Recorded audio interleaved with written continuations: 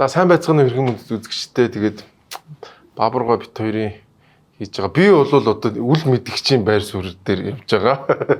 Тэгээд илүү асуух, тодруулах юмнуудаа асуугаад явж байгаа. Тэгээд Баабургой бит хоёр бол ингээд Монголд болж байгаа томоохон асуудлууд, томоохон сэдвүүдийн талаар цуврал ингээд YouTube-ийн контент, бас телевизийн контент ингээд хийж байгаа. Тэгээд энэ өнөөдөр чинь гадаадын хөрөнгө оруулалт.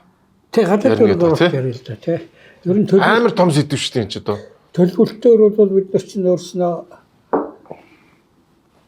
эрүүл мэнд ярьлаа, боловсрол ярьлаа, авилга ярьлаа, гадаадын хөрөнгө оруулалтаа ярьчин цаашаага уулуурхаагаа ярьсан. Уулуурхаагаа ярина, бүр тэрний төлөвлөлтийг ярина, оюутлогоо ярина, талчлаг ярина. Детальчлаад ярих нь шүү дээ. Детальчлаад ярина тийм ээ. Юу болоод өнгөрвөө гэдэг тий.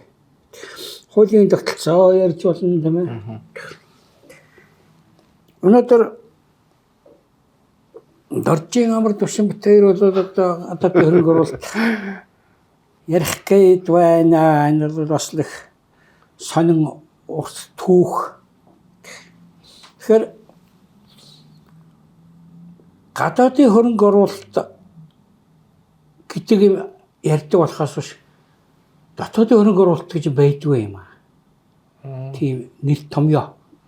Өөр утгагүй асуудал байхгүй юу? Одоо сүүлд нь энэ улсуудчил бид манай нам их хурлтаан олон голсон учраас мусан арчлалын гадаадын хөрөнгө гэдгээс гадна бид дотоодын хөрөнгө оруулалтан ярих болно гэж зарлаа гэдэг. Эс огт нэг ойлголтгүй байхгүй юу? Гадаадын хөрөнгө оруулалт гэдэг чинь яг гадаадын гэдэг. Тухайн улсад байхгүй мөнгийг гадна талаас оруулж ирээд бизнес хийгээд ашигт тус нугаачаа гэсэн. Гэтэл дотоодын хөрөнгө оруулалт гэхдээ зөв утгагүй болчихдог. Яг тэгэхээр дотоод гуанзангаа зараад тэгээд одоо юу гэдэг юм сургуульч юм эмгэлч юм мэдэхгүй нэг юм барий. Тэгэхээр үнэн чанартай ингээд гаднаас нь ахтаагаас нэг харманаас мөнгө гаргаад нөгөө харман руу ичээд байгаа байхгүй. Энд чинь бүр нөгөө байхгүй хөрөнгөний тухайн асуудал биш.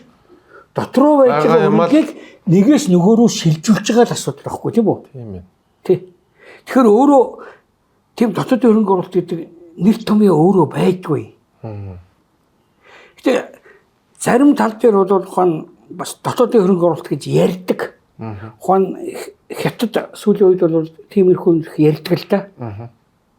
Тэрнээс ихтэйгээ зэрэг энэ үйлдвэрлэл ашиггүй болоод юм уу? Юугаад ихтэйгээ зэрэг голдуу төрөмчтөр ярина шүү дээ. За хувийнхч араас нь дагж болно. Тэнгүүт одоо шин технологи дээр гарч ирэх тэнгүүт нь энэ юм устгаад энэ дээр яваач тавьчихжээ шүү дээ. Адилхан шилжүүлэг. Гэхдээ илүү үр дүнтэй юм руу шилжүүлээд шүү дээ. Илүү одоо ашиг өгөхөр юм руу шилжүүлж байгаа. Тэрийг бол дотоодын хөрөнгө оруулалт гэж нэрлэдэг юм байлаа. Гэхдээ бол үндсэн утга санаа бол адилхан шилжилт. Дотор нь болж байгаа одоо нэг улсын тоогоо гэж үзье л да тий. Тэгэхээр чинь дотор нь шилжүүлж байгаа шилжилт. Ийм учраас дотоодын хөрөнгө оруулалт гэдэг тийм өөрөө юу байхгүй. Одоо foreign investment гэж яриад байна. Тэнгүү тэрний эсрэгээр дотоодын инвестмент гэсэн юм бол өөрөө нөгөө эдийн засгийн том утгаараа тийм байдаг байхгүй. Би зөвхөн тэр утгаар нь ярьж байгаа. Тий. Тэгэхээр гадаадын хөрөнгө оруулалтаар бол энэ бол маш их чухал. Өөрт нь байхгүй мөнгийг гадна талаас нь бөөнөр нь оруулаад гэж байгаа байхгүй. Тийм байна. Гэтэл энэ гадаадын хөрөнгө оруулалтаар бол хамгийн түрүүн баяжсан улс бол Америк нэгдсэн улс. Дэмжин ажиллагч Нэбко хэвлэлийн газар.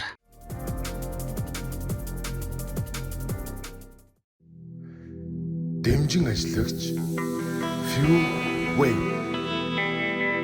powered by Dinner Lady. Ягаад Америк бол шинэ орн шүү дээ. Тэгээд дэлхийн худалдааны байгууллага юун дээр Лондонд 1800 оны төгсгөлөөр болсон юм. Тэгэхэд англичуудын ерөнхий ойлголтоор Америкт нэг хэдэн тарийчд байдаг гэж ойлгосон байдаг байхгүй юу? Үзээгүй ээ. Ядарсан газар нөхдүүд л байгаа гэж. Дээрүүд манай Колумб байсан. Тэгэл өвчгнөл гараар явсан. Тийм л орон байсан гэх. Тэгээд Лондонд ч одоо яг тэр төвд нөгөө Альбертийн юу өнтер дээр чинь асар том үзэсгэлэн байсан байхгүй. Англи дэлхийд дээр хамгийн хүчрхэг орн байсан. Тийм учраас бас ийм олон улсын юм одоо баг дэлхийн анхных юм да. Хийхтэйг зэрэг өөрийнхөө хүчрхийг гайхуулах гэж одоо том павильон бариад тэгсэн Америкууд тэрэн дээр үзэсгэлэн дээр ороод ирсэн чинь Англиг гутагаа хийчихгүй. Амар юм ийм. Аимшигтай шин технологиуд юу муунууд энэ төр авчираад дөнгөж л одоо автомашин одоо юу энэ төр чи гарч хэлж ясдаг одоо гайхсан байхгүй нөгөө гоцорсон тариачид түшин чинь аимшигтай орон урж ирсэн байхгүй. Тэгээ энэний шалтгаан юу яхаараа тэр Англиг гүйцэд Америк гараад ирвэ гэд үзэхтэй зэрэг либералны амар олон хууль гаргацсан байхгүй. Энэ татварн багч байдаг юм уу, ийм хөнгөлтч байдаг юм уу тийм ээ. Ингээ орж ирэх юм бол чамайг далсан бүх талын эрхчлөөтэй эн чин дампууруу дэшегээ орж болно тийм ээ. Одоогийн дэлхийд дээр хамгийн чөлөөтэй эзэгтэй орно шүү дээ Америкч. Тэгэнгүүт тэрийг мэдсэн улсууд өөрийнхөө шин нээлттэй өөрийнхөө мөнгөтэй тишгэл гүйцэж байгаа байхгүй. Тийм тий. Ингээд Америк бол юусаа гадаад хөрөнгө оруулалт. Өндөгд боссон. Үнэхээр тэнд бол одоо анх шин төв нэгтгэхэд бол одоо арайч Австрали бол цөлдөг байсан зүгээр ихтэй бол цухтаас асуудал очсон. Ийм асуулт өгдөг байхгүй. Яагаад өмнөд Америк ингээ хөгжидгүй хойд Америк ингээд Канада Америк ингээ хөгжиж идэг юм яагаад гэсэн.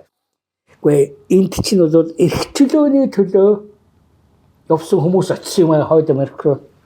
Өмнөд Америк руу алтгаас улсууд очсон юм аа тэгэхээр чи. Тийм тий. Ийм том ялгаа чи өөрөө тэндээ байгаа маа гэж. Маргарет Тэтчер хэлсэн мэт шүү дээ. Америкийг идеолог бүтээсэн гэдэг.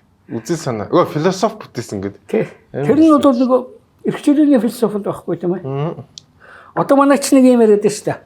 Муса либералууд энэ тэргээд үгүй зүгээр эрх чөлөө гэсэн үг шүү дээ. Наад чинь зүгээр латин үг. Наад чинь ерөөсөө франц хэлнээс англи хэл рүү орсон үг. Тийм шүү дээ. Либери тий. Эрх чөлөөтэй байх юм бол тийм ээ. Мэдээж хэрэг хуулийн авчлага байгаа л да.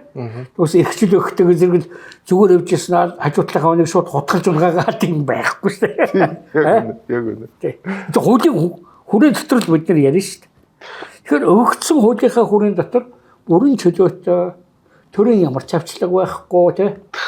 Төрн байсгээд л алан шүүг айл цагтаа явуулдаг тийм биш тийм хүн зүгээр байж хахад. Тий. Хүн алаад бол төр цагтаагаа явуулах нь өсөө өөр арга байхгүй шүү дээ. Тэгээд дараа нь яг тэр үед дэлхийн урлагийн төв Парис байсан. Шинжлэх ухааны төв Герман байсан.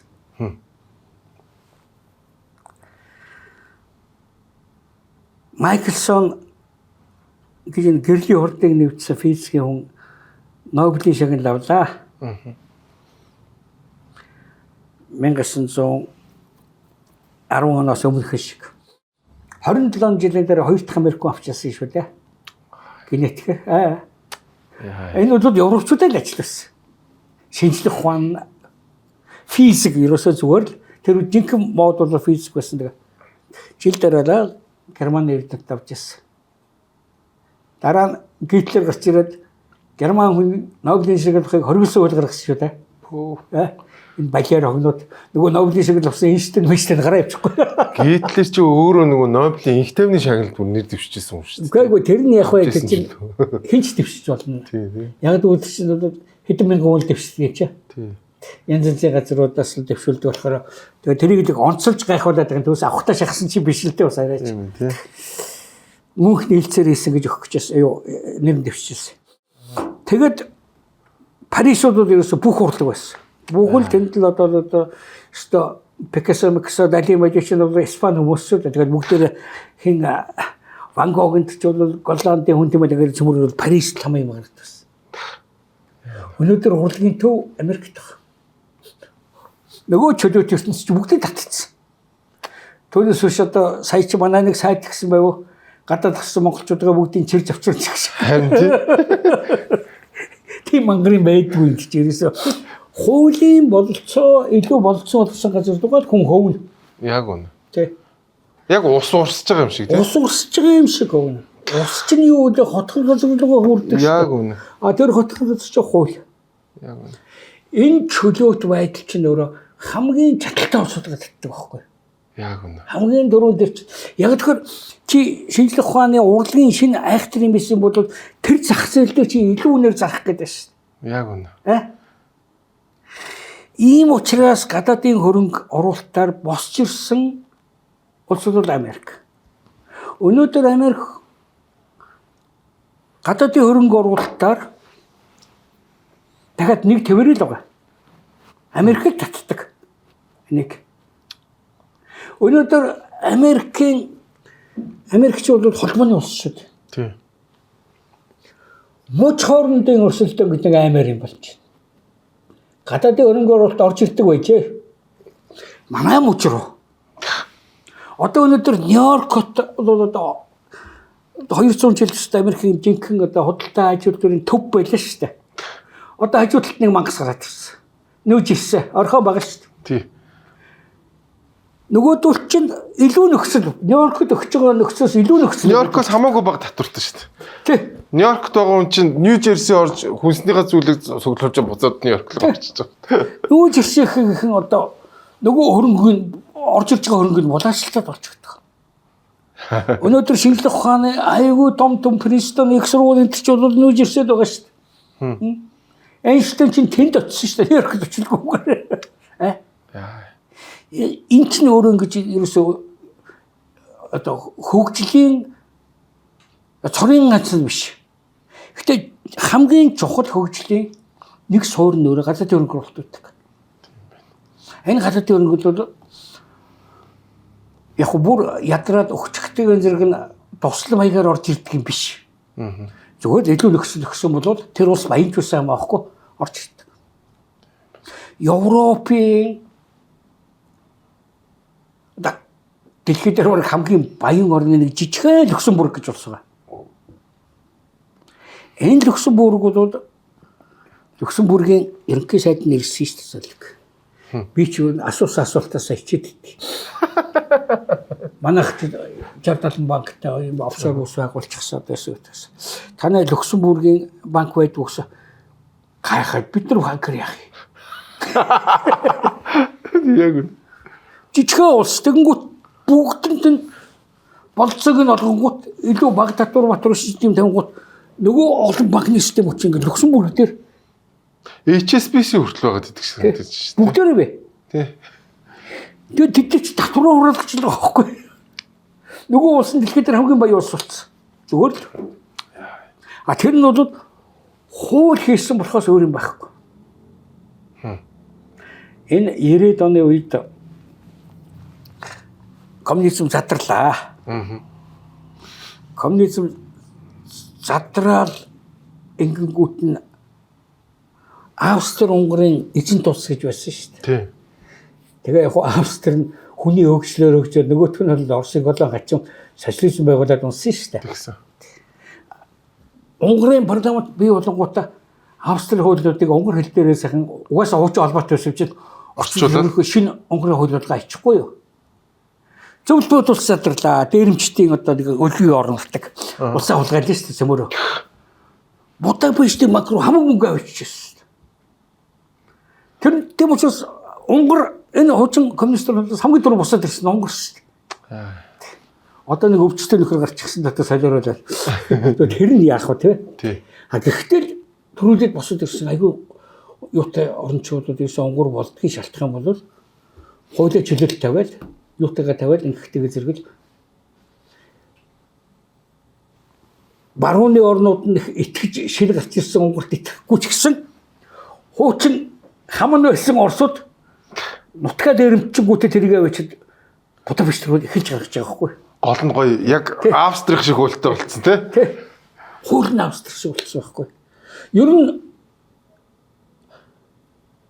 Энэ коммунизм задарсны дараагаар цөмөрөө ерөнхийлөгчийн систем рүү шилжихэд 2 орон парламентын систем рүү шилжсэн шүү дээ. 2 орон. Унгар Монгол 2.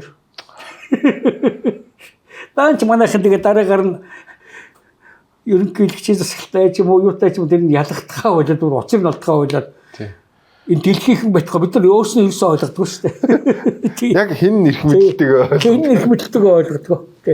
Яг л тэр хэн ямар эрх мэдэл байх нь маш тодорхой байх хэрэгтэй байдаг аахгүй. Тийм.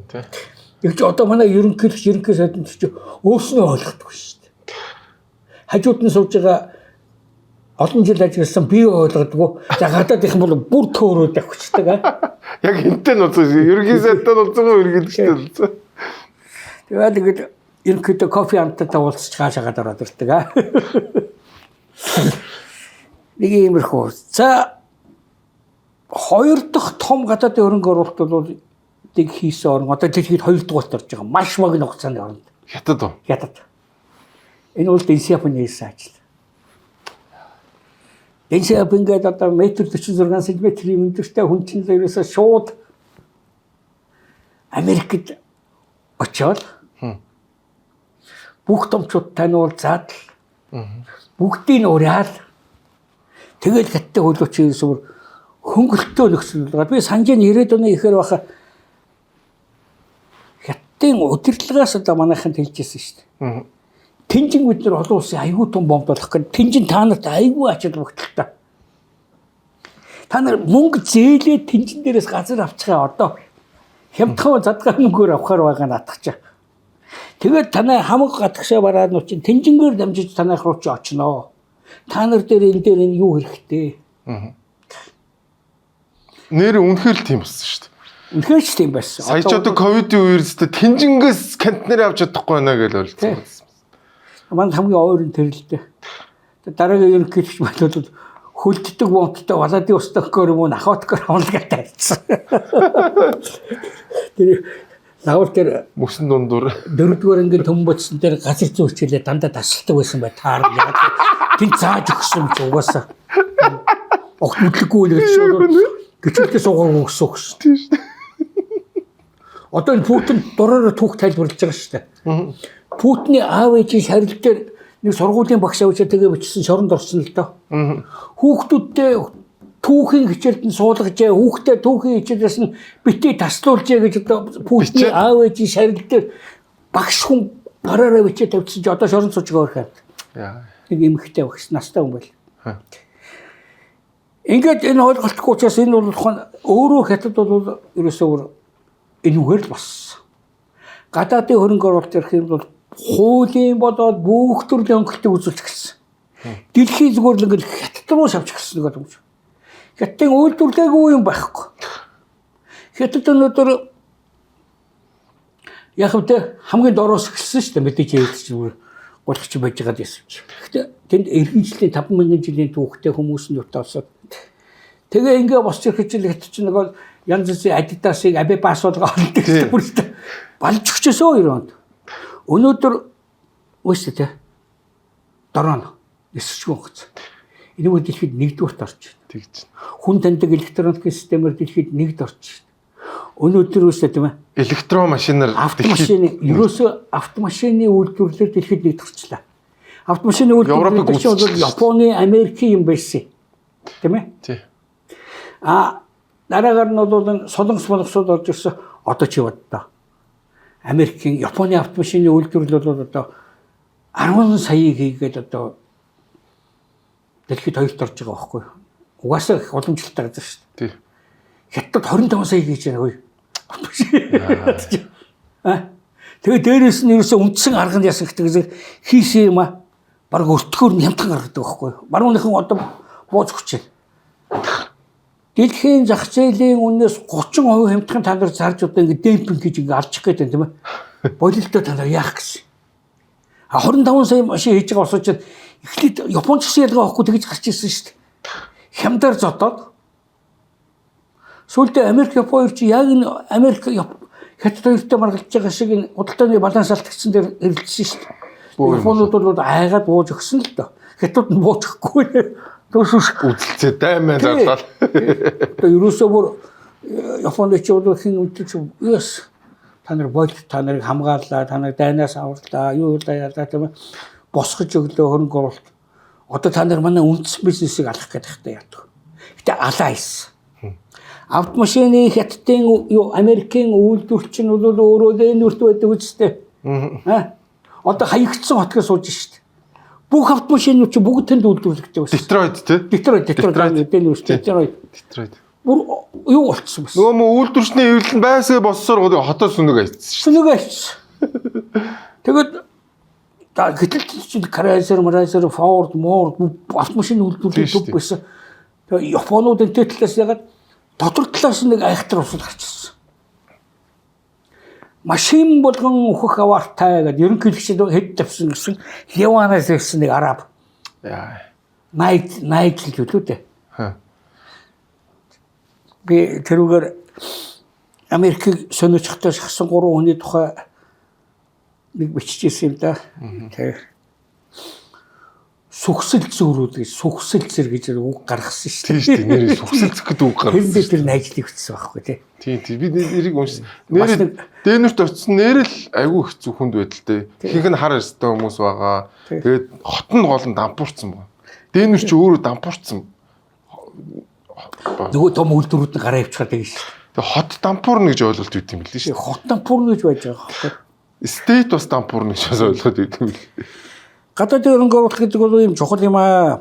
Энэ улсыг бол одоо босгож ирдэг үе Люксембург дээр авлаа, Америк дээр ч авлаа, Хятад ч авлаа, Сингапур, Хонконг шүү дээ. Амар том жишээ. Амар том гадаадын хөрөнгө оруулалтыг орж ирсэн хүн чинь Солонгосын ерөнхийлөгч Пак Чун Хэ юм шиг байгаа шүү дээ. Дарангуул хичээлгээд байдаг тий. Манай хүн яасан гэхдээ зэрэг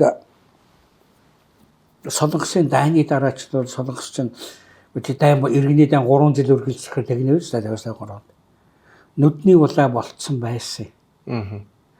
Пак Чун Хэ чинь төрийн эргэлтээр гарч ирсэн. Дараа нь бол дандаа сонгогдоод явсан шүү бас удлаач гэсэн сонгуулийг явсан. Пак Чун Хэгийн зүгээр нэгдүгээр зорилго хот солонгосыг гүйцэнэ. Хоёрдугаар зорилго дайн болоод асар их олон хүүхэд өнчирсний дараагаар тэнд чинь өнчин хүүхэд өргүүлэх том бизнес гарцсан байхгүй юу? Угаасаа ашиг гарч ирэхээс өмнө 53 онд дууссан ашиг 60 онд гарч ирсэн 7 жил. Цөмөрөө дэлхийг өөрийнхөө амьд хүүхдүүдээр биш тоглоомын хүүхдүүдээр дүүргье. Тэг хамгийн түрүүнд одоо нөгөө софт той гэж байна шүү дээ нөгөө дотороо чихмэлтэй. Тийм. Тэр чинь асар ихээр нь үйлдвэрлээд дэлхийг софтоор хангасан шүү дээ. Тэгж гарч ирсэн шүү дээ. За тэгээд гадаадын хөрөнгө оруулалт ялангуяа Америкийн хөрөнгө оруулалт гэдэг чухал юм байла. Вьетнамын дай боллоо. Манай хүн цэрэг явуулсан. Тэшиг Вьетнамын дай. За дайны дараа Герман босч ирэх гэж үйл эдэлжлээ. Уурхаар ажилчид. Уурхаар үүдмөр нь ажилчид явуулсан. Яг тэгвэл Германы ажилгүйдлийн босч ирж байгаа асар хүчтэй босч ирж байгаа юмн дээр юунууд Туркууд бүлээр орж ирсэн байхгүй юу? Яг тэгэхээр Германы дэлхийн 2 дугаар дан дээр Германыг дагсан улс чинь Турк байхгүй. Одоо зөвмөрөө бид нартай хамт байсан улсуудаа яхаа харж үзээтэй парламент мөрлөд ирсэгээд Турк мөрөхөд чөлөөт нөхцөл байдал үүсгээд түмэн ажилчид одоо Туркээс орж ирсэн байхгүй. Одоо 4 дугаар үеийн гараад ирлээ, 3 дугаар үеийн гараад ирлээ. Ерөөсөө Турк хэл мэдэхгүй. 4-5 сая туркууд байна. Асуултгүй дөөнрөө идэт байх шиг байгаа тийм хараад байгаа. Нөгөө анх орж ирсэн улс чинь аль хэзээ өгцсөн шүү дээ хөшрөө тийм. Тэгэхээр тэрнтэй өрсөлдөд манай нөхцөж Герман руу асар их солонгос гаргасан шүү дээ. Тийм. Манай Пак Чун Хэгийн номыг бид нар орчуулж гаргасан да. Германд асар айлчил хийж байгаа. Энэ төрүүлээд улсуудаа явуулсан. Зөндөө олон ажилчид байгаа шүү дээ. Бүх төрийнхөө төлөөлөгчдийг төрүүлээд очсон ажилчдынхаа гэрт нь хонуулахаар мөнгө байхгүй юм чи яах юм? Ганцхан өөрөө зочд буудалд суугаад бүх төлөөлөгчтэй гэхдээ бизнес хийх гэж байгаа юм их гэж байгаа бүх улсуудад дагуулж явсан юм. Улсын мөнгөөр нэгч буудалд суухгүй бидэрт мөнгө байхгүй та нарт төрүүлээд очсон ажилчдын гэрт нь очиж шахалтад унт. Гудамжнаас хоолоо уугаад идэх юм ээ. Бид чи ядуу юу ч байхгүй болсон. Босох гэж ядчихжээ. тэгжсэн байхгүй юу? Ингэж иж манай нөхөрч бол Германаас, Америкаас хөрөнгө оруулалтыг татчихруулж ирсэн. Ерөөсөө энэ арга чинь энэ. Зарим нь хатуутсан тийм ээ. Элдв услаг энэ дээр бол хоригдсон, танк оруулсан, буудалсан, за эсвэл сэдвэлийн болсон. Дарж марсан тий. Гэхдээ энэ усыг бол босгож ирсэн юм чинь тэр байхгүй юу?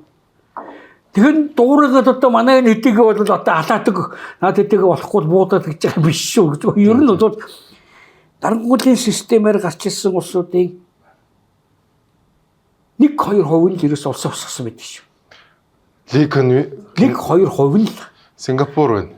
Чил байна. Тэгээ Чил, Солонгос байна. Одоо тэгэл ерөнхийдөө Тайвань байна. Тайвань байна тий. Сингапур биш шүү. Сингапур ягчлсан орн байсан шүү. Зүгээр л би бол нөгөө Ликонью жоохон дарангуулсан болов гэж ойлгоо. Үгүй яг манай хүн дарангуулахтаа бол шаад өөр. Тийм тий. Өөрийг нь эсэргүүцээд байгаа улсуудыг парламентын аргаар янз бүрээр шахдаг байхгүй юу? Шууд алж малахгүй. Үу яалаа гэж байхгүй шүү дээ.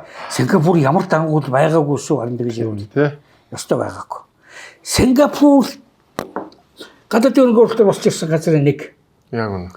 Яг тэгэхээр Малайзиас тусгаар тогтногоотой эдний хөөс. Айгүй болон хятад байхгүй юу? Тий. Та нар энэ арал дээр ингэ байж ярьсаг. Бид нар одоо энэ хичнээн жил хятадны сэргийлэн хэмжиж бүх эдийн засгийн болсон байхгүй. Бүгдийг хөөөрсөн. Тэгэхэд арчсан байдлаар сонгогдсон ерөнхий сайд Ликуаны залуухан байсан. Үйлчээс бид нар хөөгдөө гарчлаа. Бидэрт юу вэ? Гişх газар байж дэшиг арга тэнгэр үгүй өөр юус байхгүй шүү дээ гэж. Гэтэл Малакийн хоолны тэрвгээр бол айгүй гоё далайн гарцтай байхгүй юу? Тий. Ерөөсө тэрийг л ашигласан. Энд дээр бомб нэгээл энэ дээр үнгүү иржиж онгоцнуудаа тавьдаг эндээсээ цэнгэлж болдог юмнуудыг л хийсэн. Аликуана нэг одоохон арайг нэг юм тусгааруулсуудад ингэж явах үед яг юунаас Пакистанаас Бангладеш тусгаарлсан байхгүй юу? Бас л гуйлах жоо. Яг хоёулаа адилхан болгож. Хоёулаа гуйлахаар ингээд Европ ниссэн байгаа. Нэг нь Бангладешийн онгоцоор. Нөгөө нөхөр нь зүгээр тээврийн шугамын онгоцоор. Тэгээд Никон хэлбэг энэ ямар сонир нөхөр вэ? Гуйлахч байжээч өөрийнхөө онгоцоор ирээд тэгээд энэ юм баян орон дээр очиод онгоцынхаа хуудал дээр онгоц нь 7 хонжоо амар үнэтэй шүү дээ. Яг үнэ. Тэгвэл онгоц нэг хувийн машин шиг үлээгээс сууж байгаа байхгүй тийм. Төлбөрөөр төлөв явах шүү дээ. Тийм шүү дээ. Энэс ихлийг бид хоёрын хоорондоо ялгаатай шүү дээ. Адилхан гуйлахч эхэлдэг бүтээрийн ялгаач энэ шүү дээ гэдэг байгаа байхгүй. Тийм. За ингэж Сингапур чи өөрөө ус гадаад хөрөнгө оруулалтаар босч ирсэн юм аа. Ийм олон жишээ вэ. Ер нь том энэ ч бол ганцхан энэ мундаг орнууд нь тэгдгийн биш. Африкийн тэм орнууд бол би Намиб, Ботсвана, Нигерия сүүлийн үед бол тэр юу байна? Рванда. Рвандад ч нь бол тухайн 90-аад оны эхлээр бол нэг юуны үндэстэн хоорондын том болоод сарын дотор бол тийм сарын дотор 1 сая хүн алаа хийсэн шүү дээ. Амар том нэг юм утгаар л ерөөс ингээд амар том одоохон үндэсний гашуулт бол мэдээл ойлгоод тэгэл тэрнээс хойш ерөөсөө арч систем хийж байгаа байхгүй. Тэгээд систем чи өөрөө сайн нөхцөлөх юм бол тэгэл ячдаг. Ботсвана чи бол их сонир шүү дээ. Английн Колумбус. Хоорондоо үндэстэй орондоо алдаа болж өгдөг. 3-4 толгойлогчуудын зэрэг нь авчраад англичууд Кембриж их сургуульд тэд нар зориулсан тусгай курс. Нөгөөдөл хүний мах иддэг эндээс эвгүй хүнжүүлсэн юм байгаа шүү дээ тийм.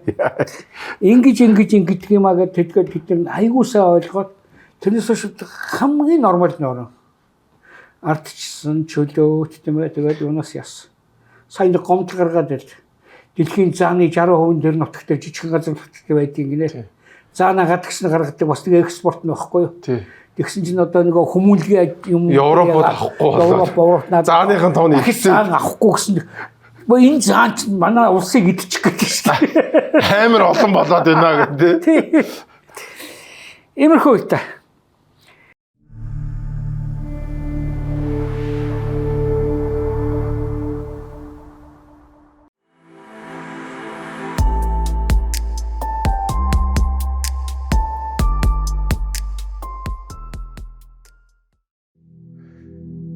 дэмжин ажиллагч Fuel Way powered by Dinner Lady.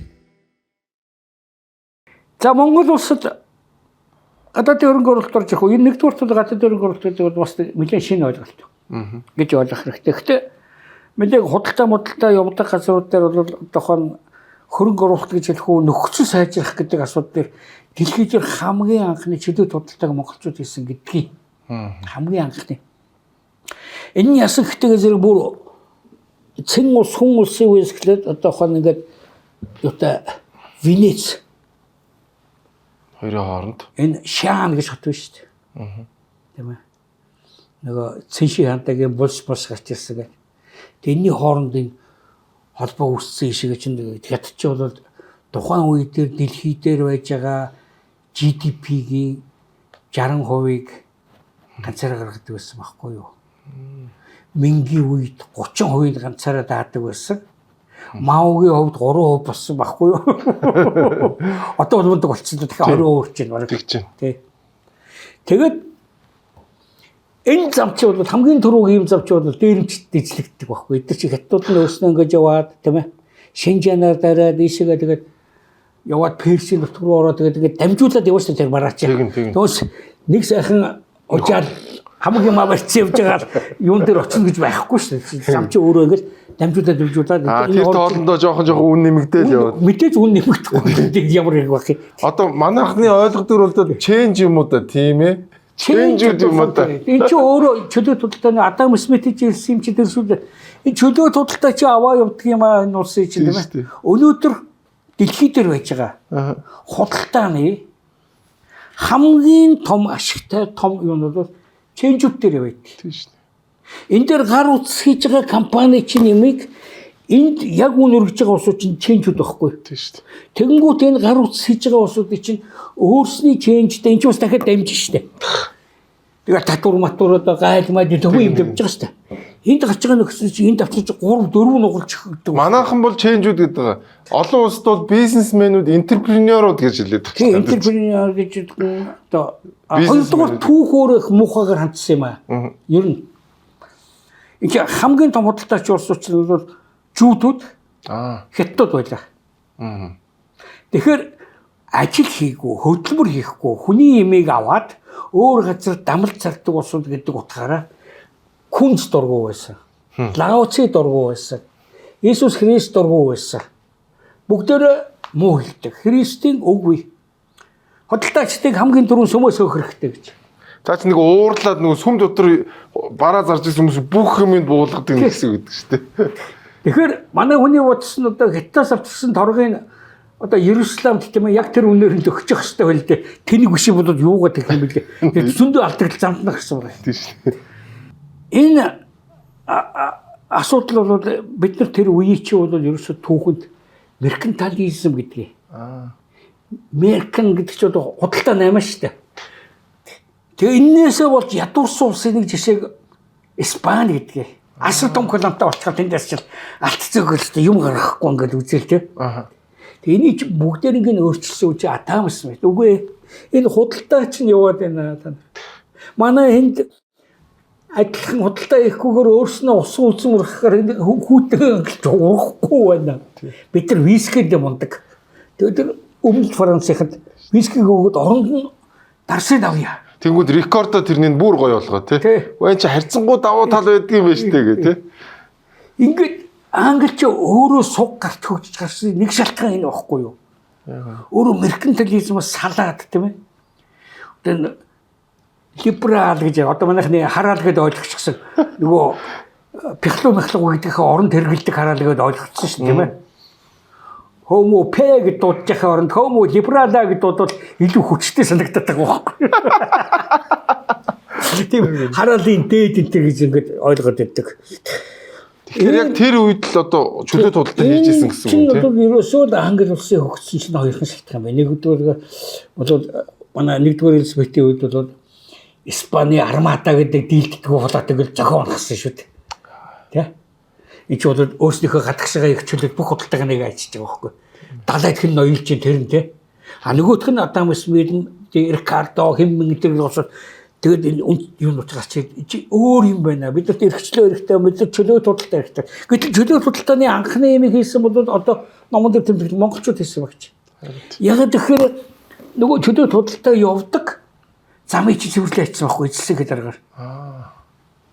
Тэгээд тэр аюулгүй болох араа бодолтой чи аюулгүй л болчлоо гэдэг. Энэ дээр чинь нөгөө эзэлсэн орны хууль үйлчилж шүү дээ. Эцсийн бүлэгт хууль байхгүй юу? Тийм.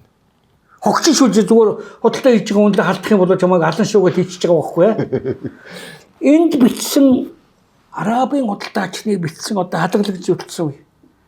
Энэ торгоны замаар толгой дээр ингээд тийм ээ тавган дээр алтай байчаад ингээд явах яахчгүй гэж бичсэн.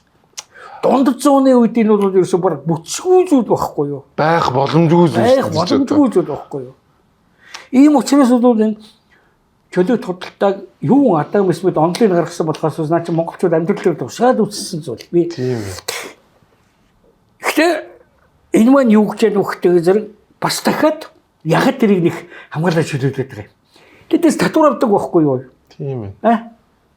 Тэгээд хүн алаад юм явж яхаар татвар авч ирсэн дээр гэдгийг мэдээд байна шүү дээ. Хувлаа яг тийм арга хэрэгсэн.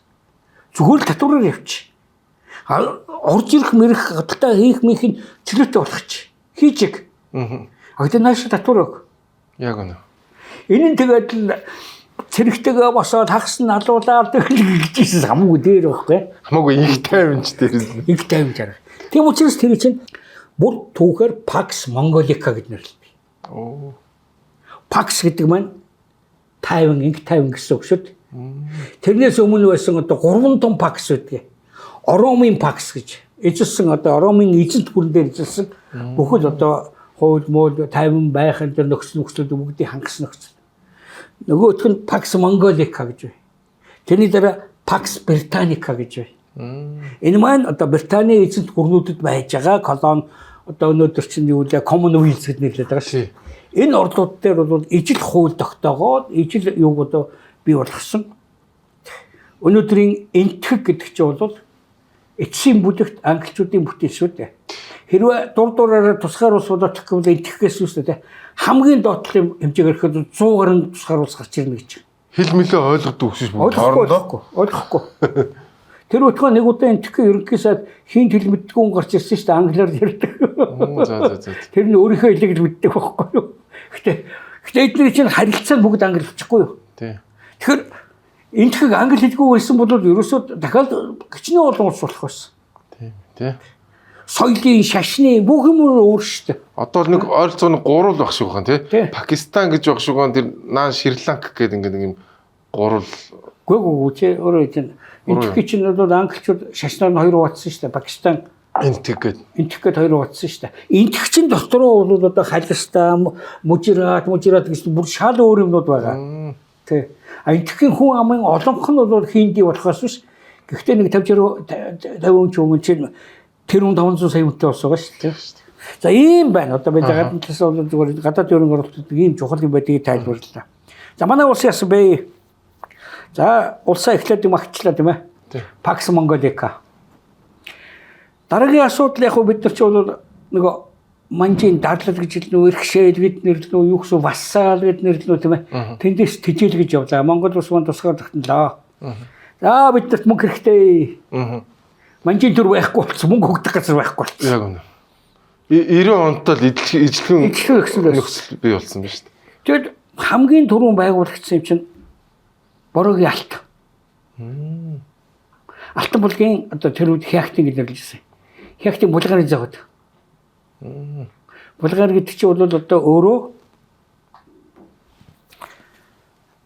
адуу ухрын ширээг хэлдэг.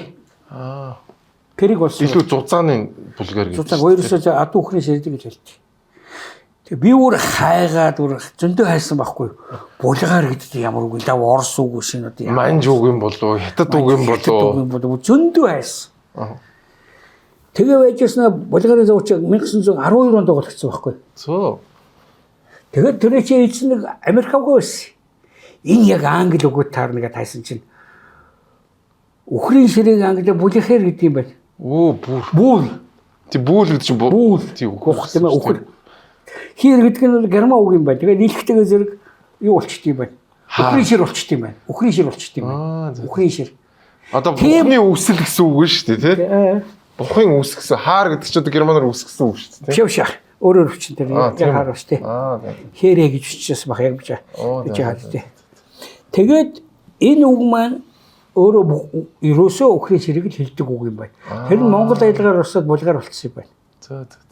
Арай гэж олсон да би бөөм хаасан яхараа булгаар гэж яд юм байна. Яг манайд бол помп тийм ээ. Манай үйл занилгээд шууд орс хөвөр орж ирсэн зөндөө вилтэй. Сав маван гэж байж таа тий. Гэтэ булгарыг бол ерөөсөө тийм англи үг гэж утсаггүй. За ардын засаг гарлаа. Чи кино манайд сарсан мэт. Ардын засаг хамгийн түрүүн булгарын заводыг хураач яв. Ямар кинонд засаг. Булгарын заводыг энэ нөхөр ардын засаг ялаагүй бол булгарын заводыг авах гэсэн нь хачиглуулсан гал тэрэл гардаг шээ. Тийм. Ганц үйлдвэрлэл байж л дээ чаавс. Юу дөрвөлөг босог л хурааж л авах хэрэгтэй үний юм. Одоо ч баг хэвээр байгаа шүү дээ. Дараа л гэдэг байгаа өрлөд. 28 онд манайд төрүүлж ирсэн маш олон гадны компаниуд байсан юм аа гэхээр. Гадаадын бас нэг том хөрөнгө оруулалт бол дэлхийн 2 дугаар дан эхлэнгүүт, дэлхийн 1 дугаар дан эхлэнгүүт манайхаас мах авах шаардлагатай болоод. Тэгээд одоо чөлөөтэй мах зөөдөг ус одоо эн чин бүрдүүхгүй гэдэг одоо тэр нөхөр чинь одоо сагийн Монгол зонгол энтэйгээ ном бүтсэн чинь хангилцагт айгуу том мах гадагш Орос руу гаргадаг байсан. Тунгал тамир дөрөдөг Паул Вичиг гол ажил бол дан эхэлчихсэн мах гаргадаг ажил байсан биз дээ. Тунгал тамирын маавал хүчин тийм биз дээ. Ийм юм байж байгаа тэгээд бол цааш нь хөгцөөр хагаад манай чи ялангуяа энэ ардын намын тэр гэдэг чи бол ерөнхийд нь багалзуулж унгаад бодоог данзангийн буудаад ингэсээр хагаад бүлээн одоогийнхоор хараад юм да либерал улсууд тэр ихэнд гарцсан шүү дээ. Ерөнхий сайд Сэрэндорд намын дарга Дамбад Жаданба хин тэр. Тэгээ Оросууд 7 дугаар их хурлаар 28 он төрийн эргэлтийг зүүнний улаан гулаа гэж хэлэхгүй чинь одоо хамгийн дөрвөн гадаадын хөөс. Ерөнхийдөө 4000 орчим гятад ойрхон мичиг хятадлах байгаа шүү дээ. Тэгээд бусад Европ, Америкийн хөрөнгө оруулагч нэг 2000 гарна. Бүгдийг хөөсөн. Тэр дорн хөөсөн. 2000 тэргүй түрүү хэлсэн шүү дээ. Ямар бол Английн, Америкийн юуны сая ковидын үед чинь нэг 100 руу төглөө шүү. 100 баг 50 80 луу 2000 орчим. Би тоогоороо бүр улс улсаараа миний номон дээр байгаа. Зөө. Төвдүүд их байсан. Маш хөгжсөн. Хятадуудыг тэр чигээр нь хөөсөн. Бизнес эрхэлж байгаа. Ингээд 2000 эшигээ чинь Япон модод байсан баг. Япон байсан бас байж байх. Хүрээ гэдэг чинь өөрөө хүн ам нь одоо нэг 50% ламнар 50% гадаадхан байсан. Усны гудамж энтергээд энэгээр Монгол хүний хашаа машаа байсан. Манай нөхөр хөдөө өвөл энтер хэд 8 их гэдэг юм уу эсвэл өвөлчих гээд тэр хашаандаа хүрээд ирдэг. Баян улсууд хөдөөний баян улсууд. Одоо энэ 3 дугаар ороод чинь хөдөөний баячуудын байр гэдэг шүү дээ. Тийм шүү дээ. Тий. Ингээд ийм шилжилт болсон тэгээ бүгд нэг хөөгд хөрөнгө авч гарч чадсан нэг үз үлдээсэн тэр үз тийм ээ. Ингээд яасан төсөс тэр гадаадын хөрөнгө оруулагч тэр Германы тийм ээ. Герман тэр өчгөн нацистууд гараад ирсэн байсан үед хүртэл энэ чинь бол Германы геологийн том германуудын анхны сахалгын станцыг болсон. Чи одоо энэ ажил төрийн Германд 34 онд уулгацсан энэний чинь том одоо генератор Шведээс оруулж ирсэн. Пүү зөө. Төмөр зам байхгүй нөгөө чинь эргүүлээд нав шиг дээр задлж чийж жагаад авчираад энд эргүүлээд Германы мэрэгчлүүд эргүүлж угсарсан. Улаанбаатар хотын хамгийн анхны цахилгаан станц үүссэн тийм ээ. Чи ингээд явж итэл чинь бүгдээр ингээд хөгөөд ингээд юмын дээрэмдээд ингээд дашин шок гэж тийм ээ. Дашин шок гэдэг чи одоо төвдөр юу гэсэн үг вэ? Баяртай зааваллаа. Сайхан нэг үсээ дахиж ууцахгүй шүү нэг утгатай байгаа шүү аа. Ингээд 90 онд энэ улс чинь чөлөөтэй боллоо. Одоо улсын байдлаас хамгийн түрүү эдгээр хөрх юм нь юу чадах вэ? Нэг юм ойж мойдгол баг тийм тийм газруудад ирэх болгодгийг. Одоо ерөнхийлөгч маань хүртэл юм ойж ирсэн байсан Тэгээд шүү дээ. оёдлын бүтээгдэхүүний чинь чимээрэг нэг уул урхаа дээр бид рүү хэлсэн 200 удаа үхэдэд хинч ирэхгүй байсан гэдэг тэр үеийн өнгөрцөн бас. Тэг хамгийн анхных нь Английн нэг оёдлын компани ирсэн. Юу сонирхож байгаа нөхдөг зэрэг өстө монголчууд домогдсон мундаг оёдлчод биш шүү дээ. Тийм. Нөгөө ковотын хөнгөлтөнд ороод ирэхгүй юу? Энэ ихэнх ядуу орнуудад сайхан арчилсан болсон одоо Тажикстан, Түркстан, Узбекистан, Казахстан хамгийн түрүүнд оюутны бүтээгдэхүүн татварын хөнгөлөлттэй болсон юм байна. Татварын хөнгөлөлттэй тэгээд чөлөөтэй гарах хэрэгтэй байхгүй юу? Тий. Нэг хэсэг чинь Made in Mongolia гэдэг би өчнөд Мексикч нь Америкч нь явж байгаа чинь тийм шошготой энэ цам юу энэ байдаг л байсан. Тэгэхээр энэ дээр дэмжиж байгаа байхгүй үзүүлээд. Тийм байна. Тэгэхээр тэр дэмжлэгэн дээр чи бол тийшээ хөрөнгө оруулалт чаддаг хөрөнгө оруулагч орж ирж шүү дээ тийм үү? Тийм. Түнг түүнсүш манай энд байж байгаа цэргийн оюутлын үйлдвэр бай шууд л Мексик руу юм агархалдаж чадахгүй. Нөө хаа байгаа шүү дээ тийм. Тэгээ хамгийн түрүү орж ирсэн чинь Англи компани. Монголд ажиллах гэж байгаа нөгөөх нь Тэмүүжин Менч гэж нэр өгсөн. Энэ дээрээ ажиллаа. За түрээсийн барин цэргийн оюутлын үйлдвэрийг авлаа. Тэндээс бах уусуудыг авлаа тийм ээ. Тоног төхөөрөмж өөрснөө оруулж ирсэн шүү дээ бүгд. За тун удалгүй хэдхэн сарын дараа манайх нөгөө өмч хөвчилж эхэлсэн шүү дээ. Тий. Нөгөө Тэмүүжин Менч чи хөвчлэнгээд босцсон уу? Ажилчсан. Тэнд одоо улс даяар байтугай хувийн компаниг. Тий.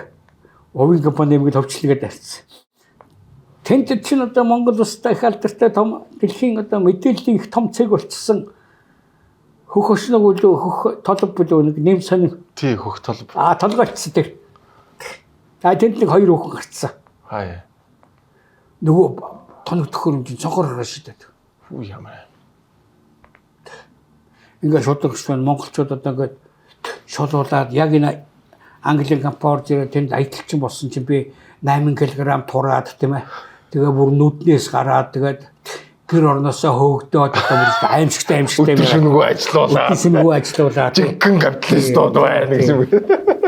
Тийм учраас энэ бол одоо энэ хөрөнгө бол бидний хөрөнгө юм учраас бол бид нар хөвдөө авах хэрэгтэй.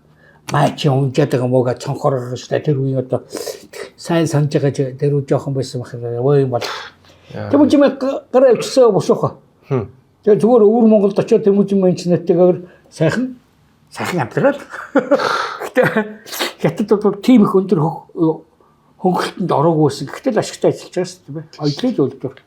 Нэг том компани ч гэсэн жижиг үйлдвэр тийм. Ингэж за ингээд анхны хөрөнгө оруулагчтайгаар бол хамгийн анхны хөөлт. Энд чинь 28 онтойгоо адилхан нөгөө Чигсүүртэй адилхан юм байна. Ерөөсөө нэг юм дүгэлтэнд хүрнээд яагаад наад чинь дэлхийн бүхэл саний үйлдвэрээр гарч байгаа шүү дээ. Ингээд шууд болгоомжлж байгаа. Ингээд гадны хөрөнгө оруулалт гэдэг бол хэцүү байдалд орж ирлээ. Анхны том компаниуд орж ирсэн. Хамгийн түрүү Британий нэг том British Petroleum гэж компани. Зөв. Тэр Монголд орж ирж ирсэн юм уу? Биш ихлэ шалгаж байхгүй. Зөв. За энэ ус чи юу вэ гэдэг. Тэгжсэн чинь Америкийн нэг эрдэмтэн Аляскийн нээсээ. Тэр Аляскийн нефтээс хамгийн том нефт шүү дээ. Тэгээд нефтийн нэг том бас нэг жууд эрдэмтэн Оросд байсан. Би нэг аюул сайн мэддэг. Мэргэжлийн сэтгүүлээр дамжуулаад нөгөө хэн Оросын нөхөрч гэрээсээ гарах хэрэггүй юм чи. Тэгээ 90 он болоо чөлөөлдөг бол манай нөхөр Америкт очсон. Энэ хоёр настай өвгөн дэлхийн нефт агуулгын хамгийн том хоёр эрдэмтэн. Хоёулаа хүүхчиг хөдөлгч явдаг гэсэн байхгүй ячаад. Тэгжсэн манай хүн гэл сансараас харсан зургуудыг эхлээд хамгийн зөв судалгаа сансрын судалгаа байдаг байхгүй сансраас сейсмологийн тийм. Энд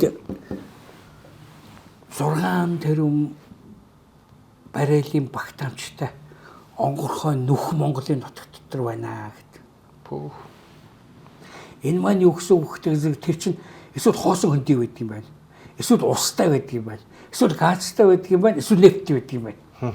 А тэр нөхөгийг л харж байна. Юу байхыг мэддэхгүй шүү дээ. Хосон хөндөж байгаа юм бол мэддэхгүй. А хэрвээ цул нефт юм уу газ байх юм бол баяжж өгч байгаа байхгүй. Тийм тий. Тэгээ манай хоёр ярьдаг. За одоо Монголд очиж өөрсөнд нь хэлье. Нэг ийм нөхөн гэдэг ингээ явъя гэдэг. Хоёр өвгөн хөтөлтөд Вашингтонд очиод Монгол хэлчих гэсэн чинь манайд байдгүй гэдэг. Хаа байдаг гэснээр Москвоос хэддэг гэдэг. Хоёулаа Москвад шааж ирээд эргээд 88 онд Монголд ирсэн байгаа. Тэгээд манай энэ галагмалагийн юм тоолзал нэг шинжлэх ухааны юм ярьж байгаа шүү дээ. Уг нь шинжлэх ухааны юм ярьж байгаа байхгүй. Ийм том одоо хөндийн нөхөө байна. Антитрийн байдаг ийм байж магадaltaй мэдээж хэрэг хайгуулах хэрэгтэй. Тийм. Ийм одоо болцоо байна гэсэн. Нөгөө сайднаар нь тэрнээс асаад гөхөрч унаад. Оросууд ажилласаар шийдлээ танад юу ч байхгүй гэж хэлчихсэн байх чи бас ханаасаа юу гарч ирсэн юм хачи мэрээд байгаа. Өөрөө ярьдаг шүү дээ пентил байгаа. Сүүлд нь асуусан бол асуухтаа Монголд асуусан шүү дээ. Баян гэсэн. Тэгээд эдгээр бүтэхгүй нөхдүүд байна гэдэг ашигрын нэг нефтийн компани хайгаад тавьчихсан байхгүй. Нефтийн компани хайгаад тавьсаар байгаа анхны цооногийг ухсаар дорнодоос гаргаад ирсэн байхгүй. Манай очир утгаа дээлээ ингээл хэлсэн тэр байхгүй юу? Эхлээд нэг даш цэвэхгүй нэг ингээд юм уу яаснаа энэ ч нефт урсаад энэ би сонсоод энэ тэргээд нэг Монгол телевизээр нэг ярьж ирсэн сонсож ирсэн. Сонсоод тэгжсэн бол тэр зүгээр галзуу болоосоос орогцсон өвчтөнд байхгүй төрсөн шүү. Яг улсын үзмэрч даш цэвэг гэдэг нэг хүн бидэг гэсэн шүү дээ. Аа тэр чинь тэрний чинь өмнөх нь нэг тэгснээ дараа нь өөрхий нийслэг тэрийг гаргаад л хөрхий тэгээд тийм уулын ялттай энд мөнгөтэй энд юутай ч нэг юм явдаг шүү дээ. Юртэл өөрчлөл байхгүй. Тэр яах вэ? Би жоо сериусны юм яриад төсөш аль өвчтөй хүний яриаг тэгээд ярьж байгаа. Тийм.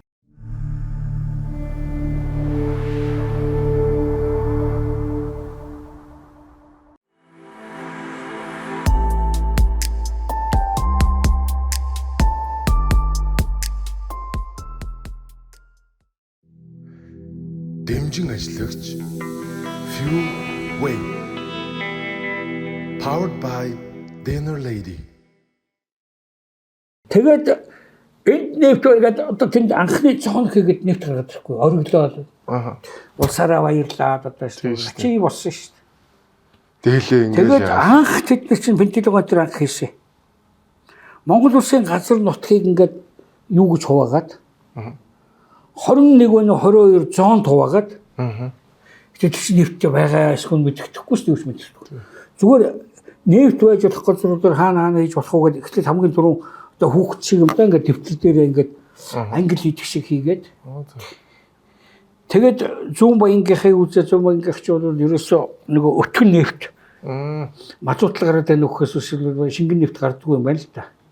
Тэгж ярих юм бол орсууд ч нөгөө ерөөсөө өөрийнхөө тэр том нефтийг нэгээг байхдаа 50 донд тэнд анх нефтний уурхай хийгээд сүүлд нь нөгөөтгийг өөрсдөө шаталсан багтаа гинтхэн төмөр гараад зүүн баянгийн нефт байх нэг үйлдвэр шатч дахиад дууссан шүү дээ 60 донд өөрсдөө тэр төмөний нефтнүүд амар томнууд нийцсэн чинь Монголын энэ дэр хөрөнгө гаргаж явах хэрэг байхгүй. Тийм ээ. Сүүлд нь Америкууд урж ирээд агуулын өрөмтлөг шүү дээ өрөмтлөгийг хараад гайхаад ирсэн. Би бас тэгэхэд яжсэн. Гүй чинь эхлээд сейсм судалгаа хийж байгаад өрмөө хийдэг ус эдгээр чинь ингээд ийшээгээ 20 м ийшээгээ 20 м хавдралт ингээд төлөвгөө хөлдүүлээд ухсээдэг байх чи амар үнэтэй шүү дээ хизээ ингэж ирсэн. Сейсмгүүгээр яаж явдаг юм бэ наадах чи тэгээд байсан байхгүй. Тэгээд илүү шингэн нефтийг бол юун дээр олсон. Гэтэ энэ даачингийн нефт гэж айгүй том юу байхгүй. Тэрний үзүр байхгүй юу үзүр. Түүнээс Монгол тийм аимшигтыг бол лав удуулт нэгдэггүй. Ер нь бол тэр над үзүр юм.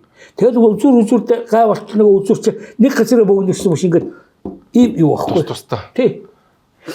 Тэгсэн 2000 он боллоо. Манайхан чи нефтээ өөрөл болцоод бас нефтээр алаад өгнө гэжсэн чинь 2000 он болсон чинь энэ ордууд чинь эхлээд нэг судалгаа хийгээгүй, сейсментер хийж гүйцээгүй энэ төр байсан болохтой гэж чинь нийт том талбайгаар нь очиад талбай болгоных нь метр квадратаар бол мөнгөний төлдөг байхгүй тийм ээ. төр зур ингээд байлгаж дараа эндээс юм ямар ч үсэн өсөнд алдчихгүй тулд ингээд юмх хүнийг хэлдэг. Игүүр эцгийн газар гарч ирлээ. Анхны авсан арга хэмжээнүүд бол тэрний үнийг 20 дахин нэмсэн. Ерөөсөө 20 дахин нэмсэн. Тэгэхээр орж ирсэн Соко гэдэг чинь бол жинхэнэ хайгуулын жижиг групп байхгүй. Бушууган цухтаа хэдүүлсэн. Хятадтай зудалчаа цухтаач. Их алдаг газар бол ерөөсөө зүгээр уужсаад маргааш нь үнэ 20 дахин мөгчдөг ийм газар байгаа юм шиг.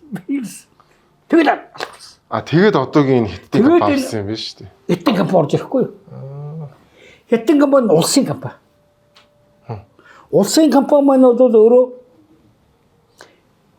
энэ дээр хятадын дарга нар чинь эрэ адил одоохон ёслоод манай хоёр орны одоо хөрөнгө оруулалтын найрамдлын бэлэг тэмдэг энэ төр болоод явчихсан. Тэгэхээр хятад чинь нэг юу болчихвол төр нь удирддаггүй нам нь удирддаг штэ нэг юу нэ тэ. Тэгэл дэш намын дараагаад. За энэ хооронд бол яасан гэхээр ерөөсөө дарамтын газар болсон. Энэ дэрсэн дарга нар одоо буцхынсан манай гэхээр гүн чи дарга өөрөө ирж нээсэн чи манай найрамдлын бэлэг тэмдэг байхгүй юу? Цаанаас нь ерөөсөө ашиг байхгүй. Тэгээд энэ нь бол наач одоо их удаж нэг сая тонн гаргаж байгаа. Тэндээс одоо ганцсаа урагшаа төмөр зам энэ татах хэрэг байхгүй. Тийм жоох юм энэ зүгээр машинаар зөөнө өгөхөөс биш учиргүй далай шиг байгаа биш шүү. Тэндээс хоолой татах хэрэг байхгүй. Тэгээд одоо найрамдлаа бодоод тэгээд нэг юм чимээгүүд бээжин тэгээд ингээд загинцсан юм чинь ингээд суужаад нэг гонхт. За тэрийг дарамтлах бол одоо дарамтлаж байгаа. Тэнд чинь одоо манай их хурлын гишүүн болсон бүх хүмүүсийн хамаатан тэр бүгд тэн дээр одоо сууж байгаа. Гэхдээ ажилчин болоод орсон би нэг сайн мэдчихээн очиж сэлж шүү. Ажлаа хийхгүй. Өдөр тагтаа сууж байна. Цалингаа. Цалин өндөр. Харилцуулахад манай да. Нөгөө нэг дээрүүдээ байсан шүү дээ манай энэ гонцгооч бүгд хаттыг гонцсон байхгүй юу? Тий. Үс гонц манц тий. Чи ямар дээрлэх вэ би тэр тийг санд гонцдаг атмаа орж иж байгаа. Зүгээр л Монгол иргэн шүү дээ. Хоёулчгаа. Дутдаг. Аваад дутдаг.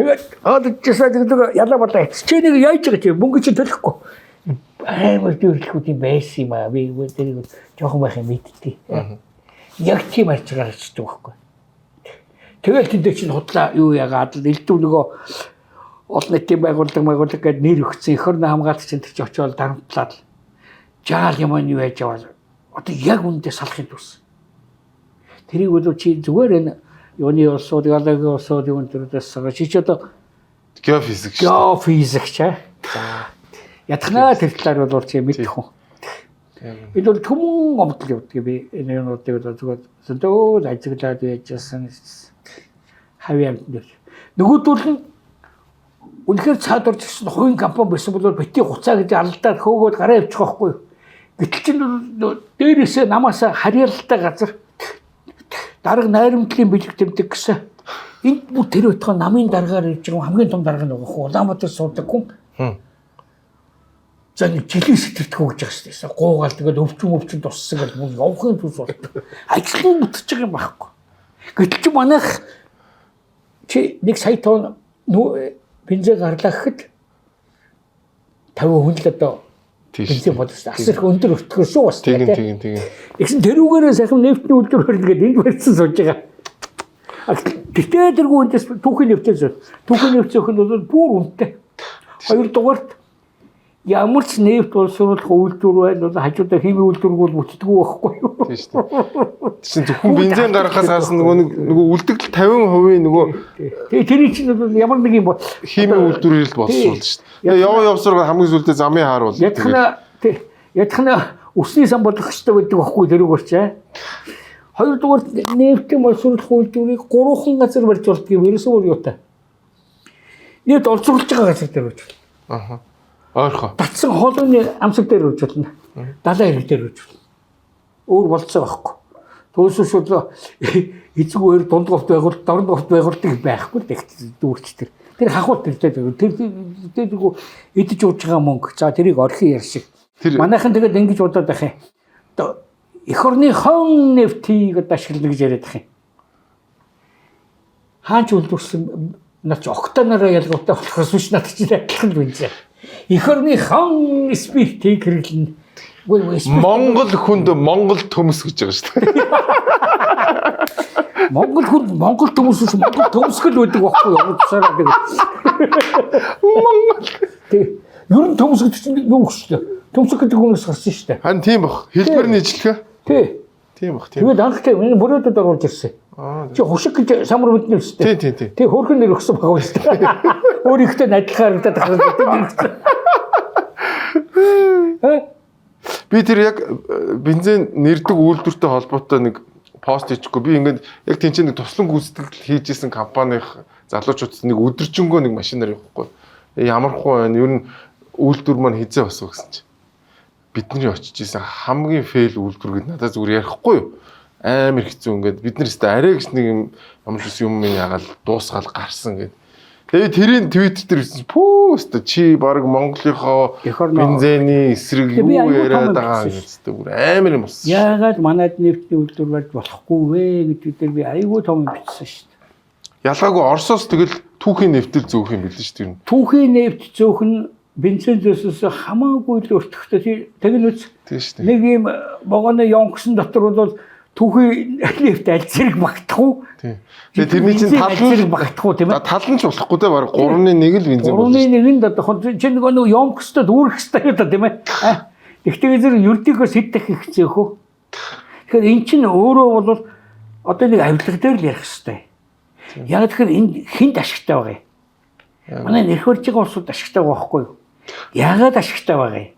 Яагаад үхтэйг зэрэг энэ энтхийн ерөнхий сайд Монгол дээр сайхан бүлэг ерөнхий сайдыг байх үед танад бол одоо сайхан найрамдал удаан урслын юга бодоод 1 тэрбум долларыг тийм ээ 40 жилийн хугацаатаагаар маш өнгөлтөөр танах зээл яа манай ард түмний бэлэг тусламжаа гэсэн энүүгээр юу өгөх гэсэн чинь орондоо бахан маргалж яснаа өөрсөндөө хамгийн ашигтай нефтний үйлдвэр бодоод олчихсан байхгүй юу тэгэнгүүтээ гүйцчихэд яг барих гэсэн чинь дараа танай компаниар бариулах гэсэн дахиад мөнгө дутаад байна гэдэг.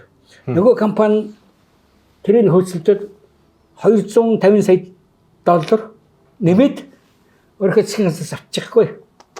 Тэгэнгүүтээ манай нөхдөдтэй ярьдаг байхгүй. За 250-ыг бэлэн нуулаад ирлээ. Одоо сайхан хуваагаад авчих уу? Хуваагаад авсан шүү. Би тэрийг сүүлд ярина. Яа. Тэг. Харин нэг. Тэгээ ер нь нэг юм байх юм тий. Яг нэг юм манайх ч өөрөө боддоо. $1 доллартай болчихлоо энэ гэх юм бас. Зээлээд авчлаа тийм ээ. Тий зээлээд гэхдээ нэг хугацаатай. За танах нефт үйлдвэр гэж байгаа бид нар бариад өгье. Харват компани ирсэн байхгүй. Ханаас нь унц гарахгүй байгаа байхгүй. Тэгэхээр энтхийн компанитай ярьсан дээр байгаа байхгүй.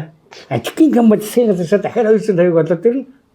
Тэр нь одоо шинэ олц одоо сайхан уугаад авчиадах үү те. Сериус нэвэн сүүл харж байгаарай нэлээр нь тэгээд хүний нэг юм хүслээр тоглоно гэж юм байх шиг байна. Монголчуудын хүсэл биш үү тийм нефтийн үйлдвэртэй болчихсон гэдэг юм хүсэл тэрэн дээр нэмэх нь нөгөө үндэсний аюулгүй байдал гэдэг нэг гоё чимэг мэмэг нааж хагаад гусангуудтай амар орд юм шүү. Чи ингэ боддоо. Спирт. Этилийн спирт. Этилийн спирт бол химийн бодис. Тийм ээ. Энэ бол метан, этил, бутан, пропан гэдэг органик хэмжээ явдаг. Тийм. Ажигалаг юм мэдж байгаа. Ингээд C2O юу гэдэг ингэсэн томьёотой. Тийм. Өнөөдөр этилийн спиртийг цэврээр нь гаргахын тулд 100 давхар байш хэрэгтэй л дээ. Гэхдээ бол 98% л гаргадаг. Тийм. Үлдвэр. За манай голдуу хэрэглэдэг чи 96%-аар бус нь холимгол байд юм л. Манайд хулгайгаар байхын спирт оруулж ирлээ 17 чингэлэг мэнгэлэг гээд би. Тий. Гэтэл спирт л байхгүй тий. Тий яг үнэ. Чи тэрийг манай засаг яасан гát асгаад эхэлсэн зүгээр л зургатаар авч чад асгаж байгаа байхгүй юу? Чи спирт ч дөөс гятад спирт биш зүгээр л спирт л байхгүй тий. Яг үнэ. Би за хятадтай яриад гуугаад хасгаж яах нь солонгос төгчээ. Солонгос төгсөн шүү. Хойд солонгос төгсөн шүү. Нөгөө тэтгүү хасгаж ирсэнсгүй ядахтай дараа нь хэдэн цаас уулцсан тэр. Гүү зараагүй. За бүр Зүүд өнгөө өгч байгаа байхгүй. Өнгөө өгч байгаа байхгүй. Одоо солонгос хөөрхийн ядарсан солонгостой Монголын ард түмэн бэлэг болгож байгаа байхгүй яа. Түс зүгээр зараа тудалдаж авсан солонгос аваад Монголоос авах ямар нэг байгаа. Тий. Өнгөө бэлэг өгсөн. Чи манайхан ч ямаа замаа зөндөө юм бэлгэлсэн шүү дээ. Будаач бэлгэлсэн. Тий. Тэрний дотор бол спирт бэлгэлж ирсэн. Гэхдээ хасгаж яах нь гятад спирт биш зүгээр л спирт. Хими бүтээгдэхүүн органик хими бүтээгдэхүүн. Яг үнэ. За хайлж явах шиг байна. Тэгээд би гадаадын хөрөнгө оруулалтын асуудал дээр бол бид нар 2004 оноос геологийн 90 эхлээс болоод гадаадын хөрөнгө бол шавж гисэн үнэндээ. Ингээд шавж эхлэнгүүт бид нар анхны мөнгөтэй болж эхлэхгүй юу. Нэг олон улсын валютын самбангийн дэмжлэг, Японы дэмжлэг, хандивлагчдын зөвлөгөөнд тэгээд зогссон бид нар өөрснөө бүх юм хангадаг болсон. Өөрийнхөө хэрэгцээг өөрөө мөнгөнд утгаараа. Тийм ээ. Ингээ энэ бол гадаад хөрөнгө оруулалтын гавья. Гадны манайд байхгүй мөнгөийг оруулж ирж шүү дээ. Тийм ээ. За ингээд оруулаад эхлэнгүүт чинь бол дэвжлээ юу яалаа тэр хэмжээгээр бидний зам ман ёнс сохтхон бол аймаар болж ирсэн. Мосаг гоолагчгууд бидний шулахч л ярьж байгаа шүү дээ. Бид нар шулуулдаг газар биш ээ. Мосаг гоолагчгууд. Мосаг юмнууд. Одоо манай Жирхогийн шагнасан хоёр өвгөн биетэй. Нэг геолог. Гадаадын хөрөнгө оруулагчдыг асар их одоо зургатаар болдог. Ашигтай ч байсан оруулж чадахгүй. Одоо бүр яг өгчилж хэлсэн шүү дээ. Олон жил геологийн сайд байсан хүн шүү дээ. Ашигтай ч байсан оруулж чадахгүй. Эх орныхон төлөө. Эх орон ард түмэн эрүүл тунгадаг сайхан юмныхаа төлөө ямар юм чилээ тэр тэгээд ингэж эхлэхтэйгээ зэрэг бол нэг талаас дээр мэхэлсэн. Нөгөө талаасаа бол төрмөн жангарч эхэлсэн. Гадаадын хөрөнгө оруулалтын хэмжээгээр эхлэхтэйгээ зэрэг бид нэр 2012 гэхэд бол манай улсын дотоодын нийт бүтээгдэхүүний 1 жилийн өсөлт 17.6% дэлхийн рекорд тогтоосон. Тэгсэн. 2 дугаар өрийг Азербайджан тогтоож бас нефтийн орн шүү дээ. За энэ үеэс нөгөө өвчин бол бүр гарч ирсэн. Тэр үед биш үү? Монгол улс бол өстой түүхэндээ өндөр хөгжлийн хэмжээнд очсон шүү. Яг үнэн. Тэр үнэн. Энэ хот чинь өстой үй түмэн яг хоо ширэнг мэрэг байна уу юу вэ тийм ээ? Түмэн үнэтэй байшингуу чивтэрийн сууж байгаа байшин машин гэд түм баригдаад гэсэн. Энд чинь гадны хөрөнгөөр уулуурхаас бий болсон мөнгөөр баригдсан болохоос биш эдгээр энэ мөнгө үйлдвэрлээгүй байхгүй ерөөсөө л. Яг үнэ. Энэ хооронд чинь дэлхийн хамгийн том компаниуд энд цуглараад зарим нь Peabody тэгээд одоо юу гэдэг BSP тийм ээ. Тэгээд интернороод ирсэн Англи Америкэн гэсэн амар том компаниуд энд хүлээгээ суудсан одоо энэ дээр өөр ашигтай юу гэх тийм ээ. Тэд нэр одоо нэг шачин юм яриад байгаа тэр төрөний өвгөн мөгөж. Тэд нар өөртөө ашигтай болоод орж иж байгаа ш. Мэдээж өөртөө ашигтай болж орж ирнэ үхээс биш өөрт нь ашиггүй байхад юу гэж орж ирэх. Юу гэж орж ирэх юм бэ угаасаа. Зүгээр ашиг хийгээд дундуур хууж авъя гэж байгаа болохоос биш. Хамгийн анхны их соёлтой бол бүтээгдэхүүн хэлцээ гэж ядах соёлтой юу гарсан. Тэр маань яасан гэхдээ зэрэг анх интернетээс цагаан булаан дээр гарсан. 50 хэдэн онд. Америкууд тэнд бол зах зээл нь айгүй хүн ах боломжтой цагаан будааны зах зээл айгүй том байгаа байхгүй. Тэгэхээр танай цагаан будаа тарьдаг арга чинь айгүй бүдүүлэх байна. Хэдэн тариачингүйгээд л тэгээд яа. Наад гэж орчин үеийн технологиор жилдээ 2 ургац авдаг тийм ээ. Илүү их ургац өгдөг ийм технологи биднэрт байна. Бид нар мөнгө аваад ороод ирээ. Дээрээс нь технологи аваад ороод ирээ. Тэгээд танай энэ дээр чинь цагаан будаа тарья. Тэгээд танай чинь айгүй том зогсоо. Тэгээд гарч ирсэн бүтээгдэхүүн хоёлаа хуугаач. Гадна талаас мөнгө орж ирж шүү дээ. Бүтээгдэхүүн хэлцээр. Манай хамгийн анхны нефтний хөлч тэгж гарсан шүү дээ. Бүтээгдэхүүн хэлцээр гарч ирсэн. Шулуулж өглөө гэсээр гадаад дээр анхны гарсан гадаад хөрөнгө оруулалтын хуулийг хэдэн цудаас ирсэн юм бэ? Тэгээд дээрэс нь бол манайх ч бол анхны тэр хуульч дэлхийн шилдэг гадаадын хөрөнгө оруулалтын хууль гэж тийм хөрөнгө оруулалтын хууль гэж манайх тодорчилсан. 95 онд өнөө хийгээд 96 онд тухайн англи засгийн газар бол хамгийн зөв зэрэг хамгийн шилдэг хууль гэж. Гэхдээ бол гол ажилласан усууд нь дандаа барууны мэрэгчлүүд ажилласан байхгүй. Шилдэг хууль энэ шүү дээ. Ийм хуультай байхад бол ямар ч үс орж ирдэг юм аа гэсэн. Ийм хуультай боллоо бид нар чинь тийм. Тэрний хүчээр ч орж ирсэн. Тэрний хүчээр чинь дээр бүх л нөхцлүүд байсан учраас бол орж ирсэн. Тэр үед гаргасан юм бол тогтвортой байдлын гэрээ гэдэг чухал юм байна. Тийм. Би орж ирэхэд танад ямар хууль өөрчилж байна? Тэр хууль танай хууль өөрчлөгдсөн ч гэсэн тогтвортой байна үсттэй. Энэ хэвээр хадгалагдана гэж. Ганцхан жишээлээ. Оюутлогоо дээр бол алт зэс нэг нь юу вэ 3 төрлийн юмыг бол олзуурлана. Тэгэхээр энэ 3 дээр бол тухайн татвар мөнгө зөнгөө ингээд төрлөө гэсэн анхны гэрээч юус тийм. Одоо яаж яах гэж хууль зүйн урлагсаа тэгээд нэг авгаа бий. Тийм.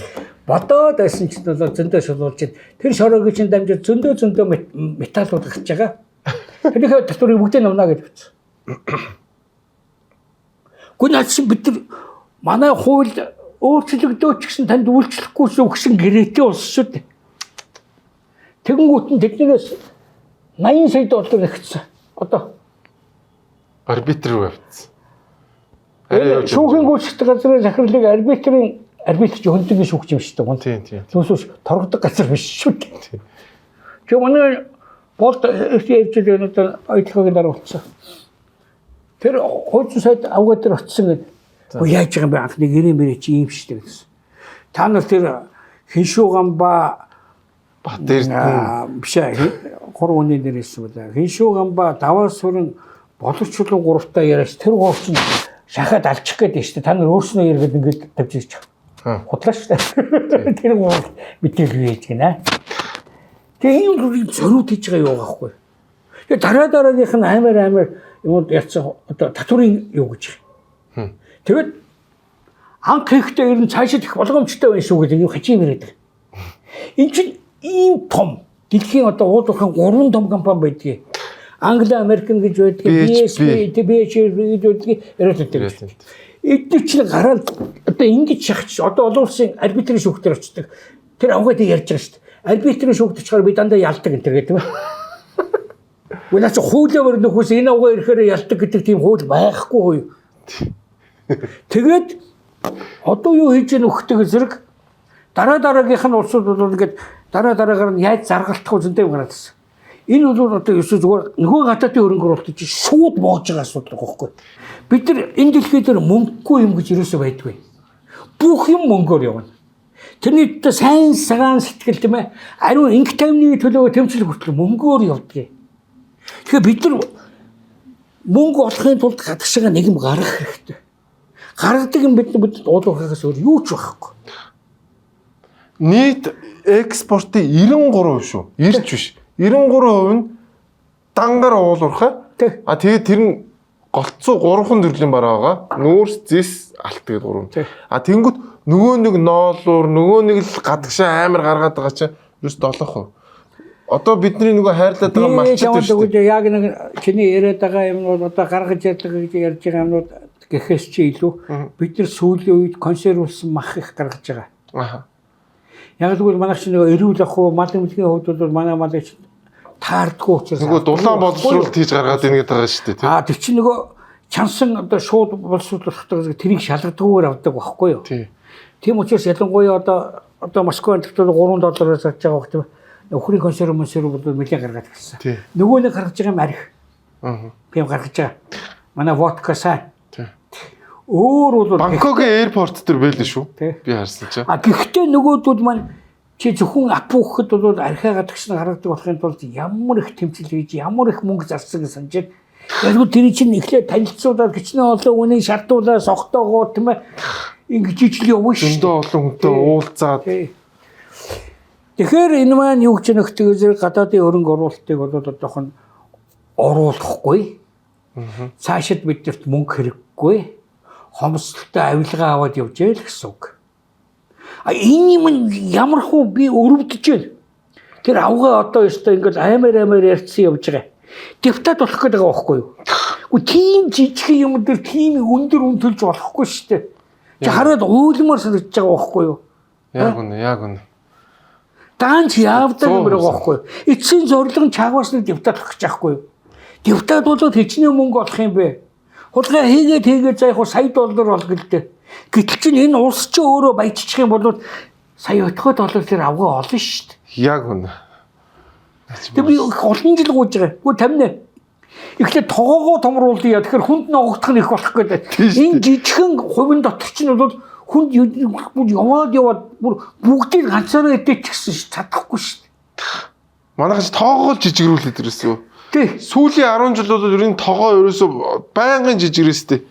Нөгөө одоо ер нь гадны хөрөнгө оруулалт гээд үзвэл баг үлдсэн ганц нь Рио Тинто л шүү. Тий. Бусднууд ихэнх нь гарч чадсан чи сая. Ерөнхий сайд басан баяр Твиттерээр утсан. Тэгж ярих юм бол миний байж явах үед Монгол улсын эдийн засаг асар их ороод нэг хүнд ногдох үндэсний бүтээгдэхүүний хэмжээ $4,600 болсон шүү гэж. Манай ерөнхий сайд оюурд нь 2 сарын өмнө Монгол улсын нэг хүнд оногдох үндэсний бүтээгдэхүүний хэмжээ анх удаага $5,000 хүрлээ гэж. 15 жилийн дараа $400 нэмэгдсэн хөлөж юусоо хогт өсөлт байхгүй юм биш. Доллар 12-оос хойш 30% инфляцтай байна. Тэр боддоо. Бараг багассан. Баярын хэлжсэн энэ хоёр чи оронд ийм олон жилийн зай байхад гэтэл 2004 оноос бид нар нэг хүнд хэмжээ үүстэй тийм $450 ногдсон. $450-оос амар өссөн байгаа сурдаг. $450-оос тат гэж өсөөд зогссон. $4,600 хүссэн байна л та. Тэр дараагаар хэлсэн үгийг л ярьж байна. Дараагийн дарга нь $5,000 анх удаага хүрлээ гэж бид нар юунд очсон юм бэ? Тэгэхээр энэ хүмүүс чинь үнэхээр 2012 онд амьдарчсэн Монгол дундаж иргэнээс илүү өнөөгийн чивтээр илүү янтартай амжихгүй нэг хүнд ногдох. Яг үнэ. Тэгэхээр хөгжихгүй байна гэж яриад байгаа худлаа. $400 хөгжсөн хэдийгээр 10 хэдэн жил гэсэн тийм ээ. Гэтэл чинь бол Монгол улсын баялаг ямар их баялаг гэж санаж байна. Монгол улсын газар нутгийн дөнгөж 20% нь геологийн судалгаанд орсон. Заримдаг хэлбэрээр. Энийг бүгдээр ингээд бийждээр гаргаж үзэхэд бол $1 триллион тийм ээ доллар гэж байгаа. Энийг 3 сая туваахтайгаа зэрэг манайх Кувейт хэмжээнд очиж байгаа. Тийм их мөнгөтэй болчих юм бол бид нар эрүүл мэндтэй боловсруулалтаа юугаар дуртайгаа хөгжүүлж болно, аялал жуулчлалаа бүгдээ хөгжүүлж болно. Гэхдээ тэднийг хөгжүүлэхэд мөнгө хэрэгтэй. Тэр мөнгө өнөөдөр бид нар удирхахаас болтно. Өөр хаанаас болтохгүй. Яг л бидний юу ч зарагдахгүй.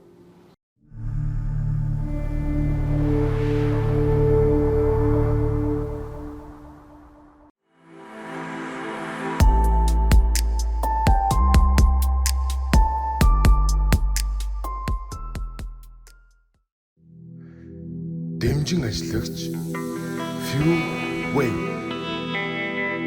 powered by Dinner Lady. Ийм учраас бол бидэрт бол ийм юмд ингээд тулчаад ингээд байгаа учраас энэ биднийг одоохон энэ мөнгө олох болцоог юм хааж байгаа гэдэг бол зүгээр л та битэрийг манай гэрүүлтийг, манай хотын иргэдийг, манай ард түмнийг ядуу байж гуйлгачаар намдруулахад хүсэл байна. Тэрнийхээ шанд бол нэг депутат болдог, нэг юу яадаг, хүчүүхэн жоох юм шигтэй өгсөн бас одоо энэ эрэгтнүүд чинь очиод юу авдгийг. За нэг эвдэрхий чип энэгээр шагнуулж магадгүй л ялахгүй юм шигтэй. Ямар том ирээдүй байна биднэрт. Дэлхийн Азийн 5 дахь бар төрлөө гэжсэн шүү дээ 12 онд. Дэлхийн эдийн засгийн хамгийн том хэвлэл бол Английн экономик сэтгүүл нэг нь Wall Street Journal. Энийг чи харж иж энэ баян улсад хөө ийшээ хөрөнгө оруулах гэдэг үн цэнэ тогтоотыг. Тийм том юмнууд ирсэн.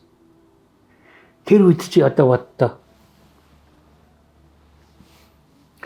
Улаанбаатар хот рекламуудад дарагдсан байсан.